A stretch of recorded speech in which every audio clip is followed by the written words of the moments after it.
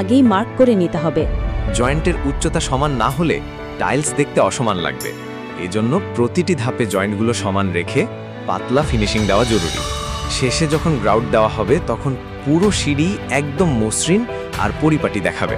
একটা সিঁড়ি শুধু ওঠানামার জন্য নয়, বরং পুরো স্থাপনার সৌন্দর্য প্রকাশ করে। যদি লাইন সঠিক হয়, মাপ অ্যাকুরেট হয়, জয়েন্ট সুন্দর হয় আর ফিনিশিং মসৃণ হয়, তখন সেই সিঁড়ি যে কোনো দর্শনার্থীর চোখে প্রশংসা কুড়াবে।